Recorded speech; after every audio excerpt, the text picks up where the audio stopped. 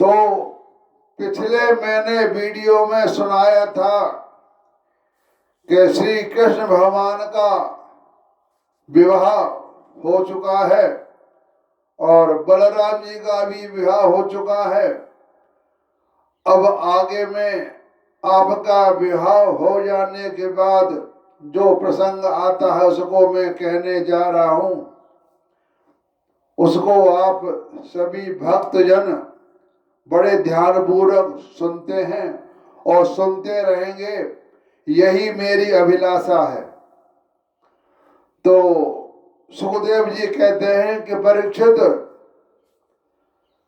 कामदेव भगवान वासुदेव के ही अंश हैं। सुन लो आप ध्यान से बात। जो कामदेव भगवान हैं वे भगवान वासुदेव के ही अंश हैं।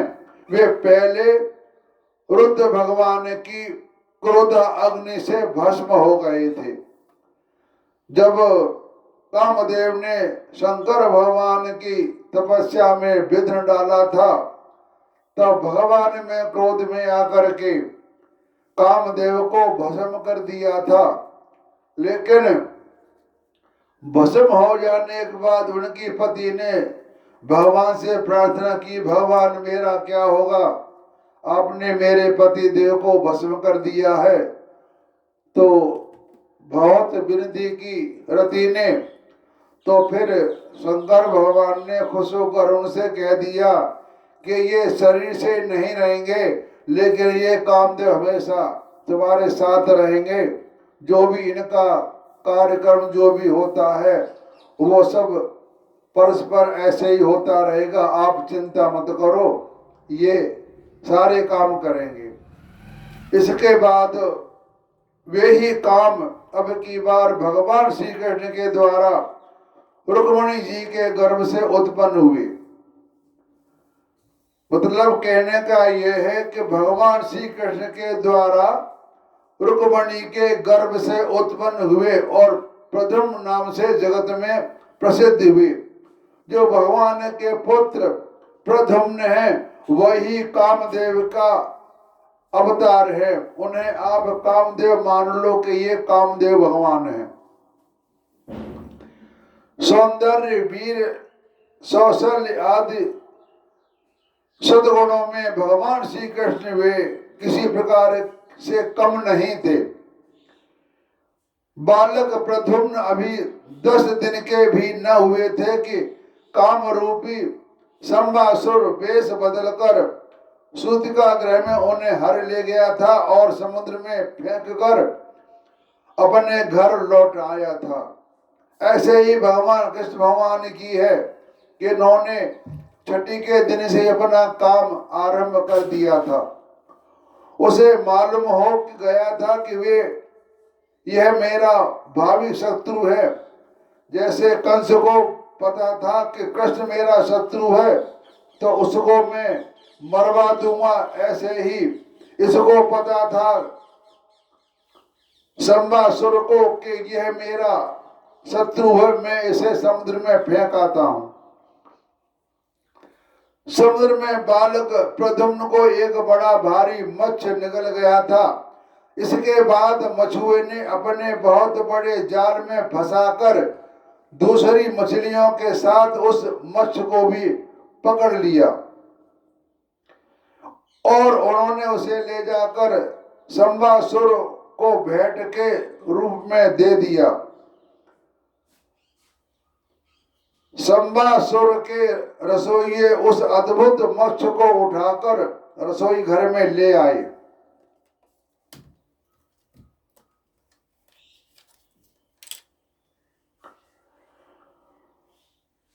और रसोइये ने मत्स्य के पेट में, मतलब मछली के पेट में बालक को देकर उसे संवासुर की दासी मायावती को समर्पित कर दिया, यानी उनको दे दिया।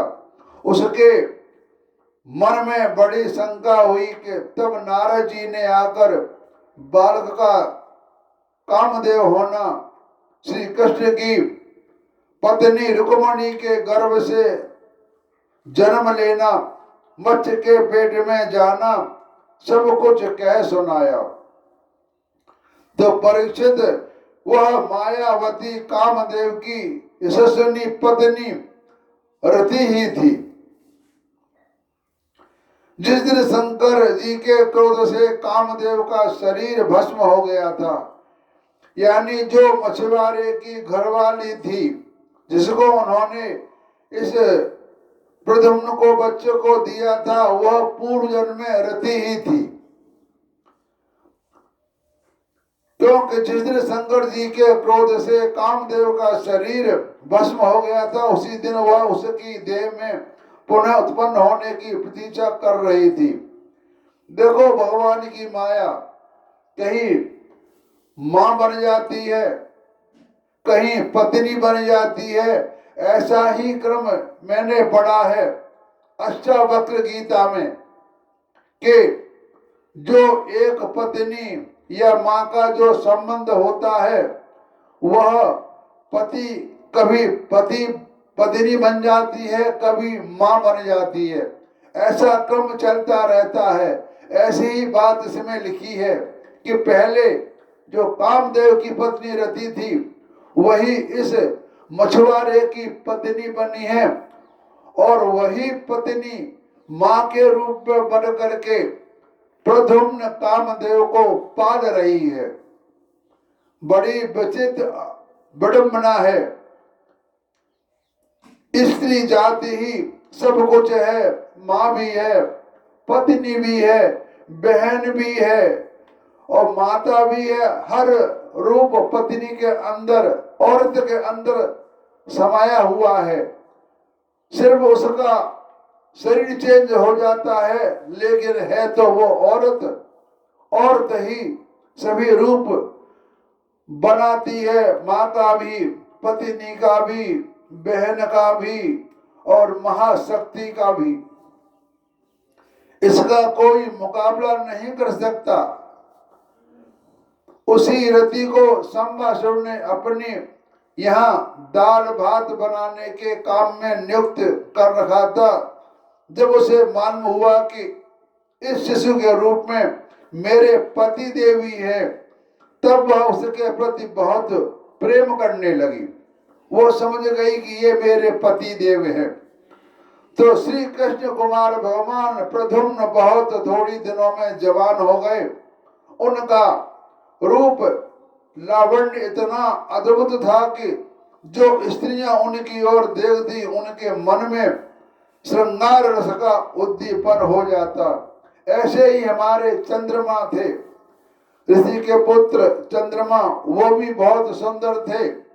ऐसे ही कामदेव की छवि बहुत सुंदर थी। कमल दल के समान कोमल एवं विशाल नेत्र, घुटनों तक लंबी लंबी बाहें और मनुष्य लोक में सबसे सुंदर शरीर। रति सरज हास्य के साथ भौहें मटकाकर उनकी ओर देखती और उनके प्रेम से भरकर स्त्री पुरुष संबंध से भाव व्यक्त करती हुई उनकी सेवा शुश्रूषा में लग गई।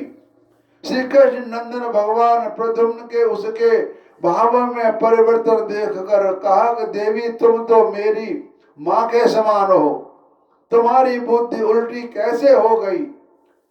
जब वो इस प्रकार की हरकतें करने लगी तो वह प्रद्युम्न बोले कि माँ, तुम तो मेरी माँ के समान हो, तुम ऐसा मेरा व्यवहार साथ क्यों कर रही हो। मैं देखता हूँ कि तुम माता का भाव छोड़कर कामनी के समान हाव भाव दिखा रही हो। रति ने कहा, प्रभु, आप स्वयं भगवान नारायण के पुत्र हैं। संबासुर आपको सूतिका गृह से चुरा लाया था। आप मेरे पति स्वयं कामदेव हैं और मैं आपकी सदा की धर्म पत्नी रति हूँ। मेरे स्वामी, जब आप 10 दिन के भी न थे, तब इस संबासुर ने आपको हर कर समुद्र में डाल दिया था। वहां एक मत्स्य आपको निगल गया और उसके पेट में आप यहाँ मुझे प्राप्त हुए हैं। पेट के द्वारा यहाँ लाए हुए मुझे प्राप्त हुए हैं। यह संबासुर सैकड़ों प्रकार की माया जानता है, इसको अपने बस में कर लेना या जीत लेना बहुत ही कठिन है। आप अपने इस शत्रु को मोहन आदि माया के द्वारा नष्ट कर डालिए। स्वामी ने अपनी संतान आपका खो जाने से आपकी माता पुत्र स्नेह से व्याकुल हो रही है। वे आतुर होकर अत्यंत दीनता से रात दिन चिंता करती रहती है। तो उनकी ठीक वैसे ही दशा हो रही है जैसे बच्चा खो जाने पर कुररी पक्षी की अथवा बछड़ा खो जाने पर बेचारी गाय की होती है। तो मायावती रति ने इस प्रकार कहकर परम शक्तिशाली प्रद्युम्न को महामाया नाम की विद्या सिखाई। वह विद्या ऐसी है जो सब प्रकार से मायाओं का नाश कर देती है। अब प्रद्युम्न जी शंबासुर के पास जाकर उस पर बड़े कटु आक्षेप करने लगे। वे चाहते थे कि वे किसी प्रकार झगड़ा कर बैठे। इतना ही नहीं, उन्होंने युद्ध के लिए स्पष्ट रूप से ललकारा। प्रद्युम्न जी के कटु वचनों की चोट से शंबासुर तिलमिला उठा। मतलब प्रद्युम्न उनसे जानबूझ के झगड़ा मोल लेना चाहते थे कि ये मुझसे झगड़ा करे और मैं इसका काम तमाम करूं। तो मानो किसी ने विषैले सांप को पैर से ठोकर मार दी। अगर आप किसी जीव को आप ठोकर मारो, कुछ करोगे तो वो आपको छोड़ेगा नहीं, अपने बस वह आपको प्रहार करेगा। उसकी आंखें क्रोध के लाल हो गई। वह हाथ में गदा लेकर बाहर निकल आया। उसने अपनी गदा बड़े जोर से आकाश में घुमाई और इसके बाद प्रद्युम्न जी पर चला दी। गदा चलते समय उसने इतना कर्कश सिंगानंद किया मानो बिजली कड़क कर रही हो, जैसे बिजली कौंधती है। तो परीक्षित भगवान प्रद्युम्न ने देखा कि उसकी गदा बड़े वेग से मेरी ओर आ रही है। तब उन्होंने अपनी गदा को प्रहार से उसकी गदा गिरा दी और क्रोध के भरकर अपनी गदा उस पर चलाई। वह जब दैत्य मायासुर की बदलाई हुई आसुरी माया का आश्रय लेकर के आकाश में चला गया और वहीं से प्रद्युम्न जी पर अस्त्र शस्त्रों की वर्षा करने लगा। तब महारथी प्रद्युम्न जी पर बहुत सी अस्त्र वर्षा करके जब वह उन्हें पीड़ित करने लगा, तब उन्होंने समस्त मायाओं को शांत करने वाली सत्यमयी महाविद्या प्रयोग किया। तदनंतर शंबासुर ने यह गंधर्व पिशाच नाग और राक्षसों की सैकड़ों माया का प्रयोग किया था। यह सब विद्या रति ने उनको सिखाई थी। परंतु श्री कृष्ण कुमार प्रद्युम्न जी ने अपनी महाविद्या से उन सबका नाश कर दिया। जिसके बाद उन्होंने एक तीक्ष्ण तलवार उठाई और शंबासुर का किरीट एक कुंडल से सुशोभित सिर से जो लाल लाल दाढ़ी मूंछों से बड़ा भयंकर लग रहा था, काट कर धड़ से अलग कर दिया। देवता लोग पुष्पों की वर्षा करते हुए स्तुति करने लगे और इसके बाद मायावती रति जो आकाश में चलना जानती थी, अपने पति प्रद्युम्न जी को आकाश मार्ग से द्वारकापुरी में ले गई।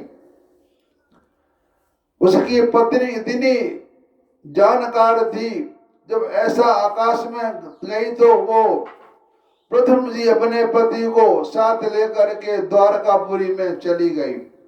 तो परीक्षित आकाश में अपनी गौरी पत्नी के साथ सांवले प्रद्युम्न जी ऐसी शोभा हो रही थी मानो बिजली और मेघ का जोड़ हो। प्रद्युम्न जी सांवले रंग के थे और कृष्ण भगवान भी सांवले रंग के हैं और विष्णु भगवान भी सांवले रंग के हैं। इस प्रकार उन्होंने भगवान के उस उत्तम अंतपुर में प्रवेश किया जिसमें सैकड़ों श्रेष्ठ रमणियां निवास करती थी। अंतपुर की नारियों ने देखा कि प्रद्युम्न जी का शरीर वर्षाकालीन मेघ के समान श्याम वर्ण है। जैसा आकाश का रंग आप सब देखते हैं, वही रंग विष्णु भगवान का है। ये साक्षात विष्णु भगवान ही आकाश है, लेकिन इसका हम अंत नहीं पा सकते। इसका रंग सांवला है, यही रंग भगवान विष्णु का है। रेशमी पीतांबर धारण किए हुए हैं और घुटनों तक लंबी भुजाएं, रत्नारे नेत्र देखने में इतने अच्छे लगते हैं, उसकी तरफ कोई निगाह करके देख ले तो उससे नैन हटाने की, मतलब वहां से अपने आंखें झपकने की भी छोड़ देता है। टकटकाई देख करके उसकी तरह देखता रहता है। जैसे हम कोई भी सुंदर वस्तु या सुंदर कुछ भी देखे तो हमारी आंखें टकटकाए करके उसको देखती रहती हैं, आप झपकना भी छोड़ देती हैं। उनके मुखार बिंद पर घुंघराले और नीली अलकें इस प्रकार शोभायमान हो रही हैं, मानो भौरे खेल रहे हो। वे सब उन्हें श्री कृष्ण समझकर सकुचा गई और घरों से इधर उधर लुक छिप गई हैं। उद्धव जी और कृष्ण भगवान और प्रद्युम्न जी की शकल एक सी थी। तीनों को खड़ा कर दिया जाए एक लाइन में तो आप ये नहीं कह सकते कौन प्रद्युम्न है, कौन श्री कृष्ण भगवान है और कौन उद्धव जी है। उद्धव जी भगवान के बहुत प्रिय सखा हैं। फिर धीरे धीरे स्त्रियों को यह मालूम हो गया कि श्री कृष्ण नहीं है, क्योंकि उनकी अपेक्षा इनमें कुछ विलक्षणता अवश्य है। क्योंकि हर एक मनुष्य की शकल अगर दो तीन की एक सी हो, चाहे भाई हो, लेकिन उनके गुणों में अंतर तो जरूर होता है। शकल एक सी हो जाए, चेहरा एक सा दिखाई दे, लेकिन बर्ताव में, स्वभाव में अंतर होता है। इसी से मैं वहां रुक्मिणी आ पहुंची तो परीक्षित उनके नेत्र कजरारे और वाणी अत्यंत मधुर थी। इस नवीन दंपति को देखते ही उन्हें अपने खोए हुए पुत्र की याद हो आई, तो बात स्नेह की अधिकता से उनके स्तनों में दूध भराया। रुक्मिणी सोचने लगी, यह नर रत्न कौन है, यह कमल ने किसका पुत्र है, किस बड़भागिनी ने इसे अपने गर्भ में धारण किया होगा, इसे यह कौन सौभाग्यवती पत्नी रूप में प्राप्त हुई है। मेरा भी एक नन्हा सा शिशु खो दिया गया था, जो न जाने कौन उसे सूतिका ग्रह से उठा ले गया। यदि वही कहीं जीता जागता होता तो उसकी अवस्था तथा रूप भी इसी के समान हुआ होगा। मैं तो इस बात से हैरान हूं कि इससे भगवान श्याम सुंदर जी सी रूपरेखा, अंगों की गठन, चाल ढाल, मुस्कान, चितवन और बोल चाल कहां से प्राप्त हुई। हो न हो यह वही बालक है जिसे मैंने अपने गर्भ में धारण किया था, क्योंकि स्वभाव से भी मेरा स्नेह इसके प्रति उड़ रहा है और मेरी बाईं बाह भी फड़क रही है। जिस समय रुक्मिणी जी इस प्रकार सोच विचार कर रही थी, निश्चय ही संदेह के झूले में झूल रही थी, उसी समय प्रत की थी भगवान श्री कृष्ण अपने माता पिता देवकी वसुदेव जी के साथ वहां पधारे।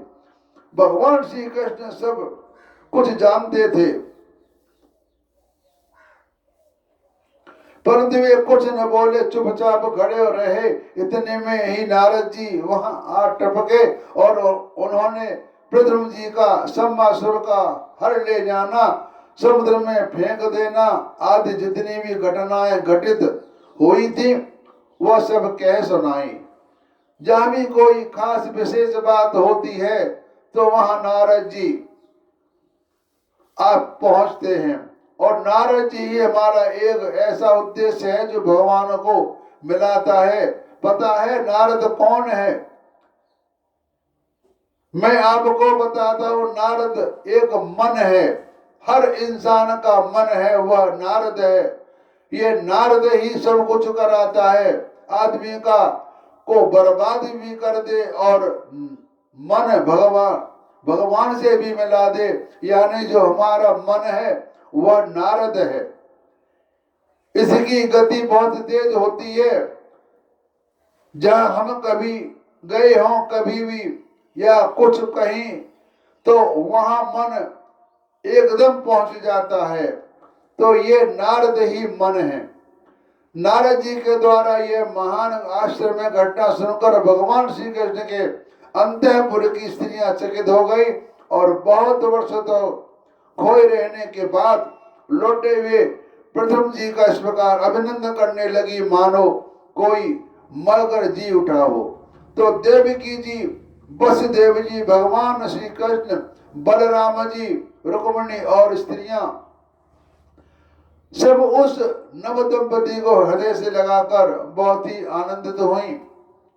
और जब द्वारकावासी नर नारियों को यह मालूम हुआ कि कोई वे प्रथम जी लौट आए हैं, तो वे परस्पर कहने लगे, ओ कैसे सौभाग्य की बात है कि बालक मानो मरकर फिर लौट आया। तो परीक्षित प्रथम जी का रूप रंग भगवान श्री कृष्ण से इतना मिलता जुलता था कि वह उन्हें देखकर उनकी माताएं भी उन्हें अपना पति देव श्री कृष्ण समझकर मधुर भाव में मग्न हो जाती थी और उनके सामने से हटकर एकांत में चली जाती थी। श्री निकेतन भगवान के प्रतिबिंब स्वरूप लगा काम अवतार भगवान प्रथम जी को देख जाने पर ऐसा होने की कोई आश्चर्य की बात नहीं है। फिर उन्हें देखकर दूसरी स्त्रियों को विचित्र दशा हो जाती है, इसमें तो कहना ही क्या है। तो मैंने आपको ये सम्मासुर के बारे में कथा बता दी। अब आगे कथा में जामवंत और सत्यभामा के बारे में सुनाऊंगा। अब अपनी वाणी को विराम देता हूं। हरिओम तत्सत।